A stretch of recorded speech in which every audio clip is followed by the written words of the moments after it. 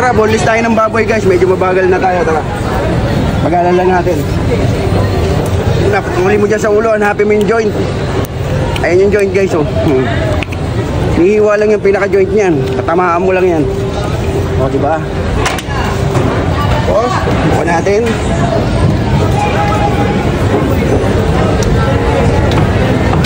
Tuwain mo rito sa buntot.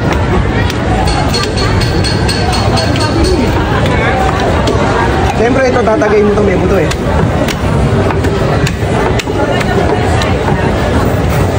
Tuwain mo yung gitna. Oo. Diba? Tapos magsimula tayo rito sa pork, sa tenderloin. Medyo sayad yung baboy natin ngayon guys. Medyo sayad. Maganda, ibig sabihin walang taba. Dito mo masyadong babawasan ng ano.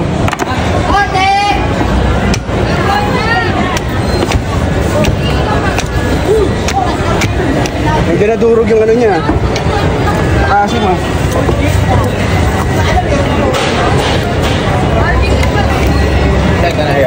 O dito tayo ha. Yung joint guys o, ayan. Katamahan lang natin yan. Ayan o. Guys o, ito yung ano ha. Medyo may tama po siya eh. Siguro to, nabalian. Nabalian to.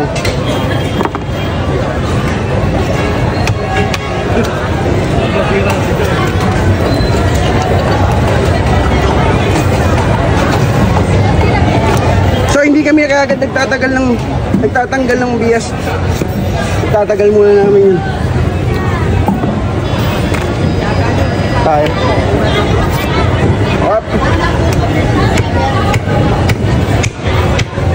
Matigas ng buto. Ito yung sinabi, sabing matigas ng buto.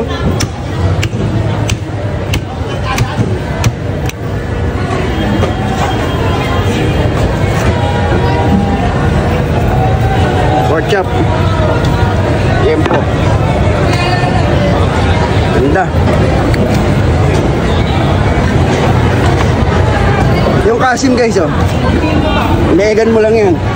Try mo sa gilid. Lagyan mo laman. Kaya lagyan mo laman yung ribs oh. Para madali mabili. Kasim. Galing natin yung mga dumi-dumi niyan.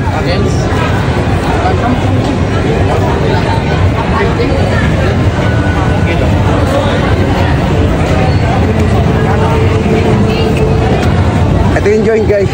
Ayan o. Ayan yung joint. Papalabasin mo lang yan guys. Pag pinalabas yan, yung bias ng pata nilalagyan namin ng laman yan. Nagawa na yung buto-buto guys.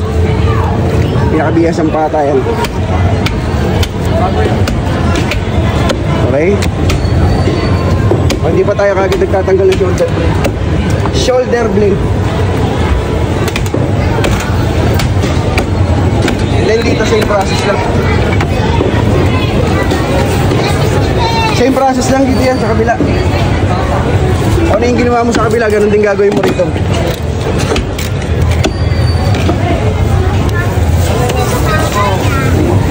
Sayad yung baboy. Ikutin mo lang yung lomo yan oh. Tenderloin. Ito. At dito hindi mo na masyado tatabasin yan. Kasi yung baboy natin sayad. Ito po yung boneless sa wet market. Ganito yung boneless sa wet market. Dalawang buto. 4.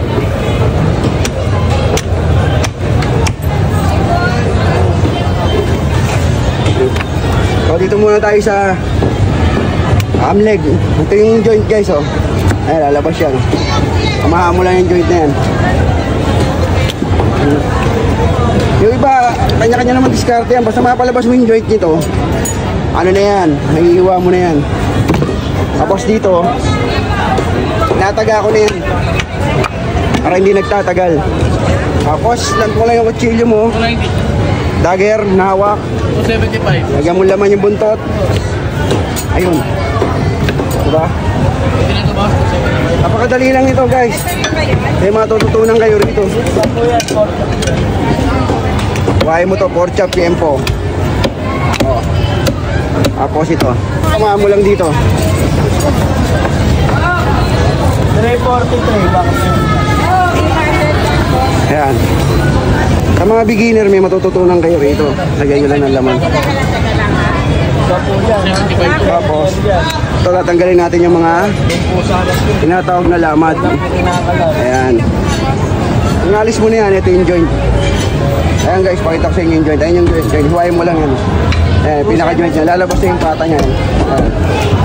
Huwain mo lang, tapos sa ilalim. Huwain mo sa ilalim.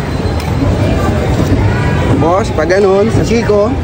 Tapos, lagyan mo laman tong bias. Yan na yan. Ganyan lang yan, oh.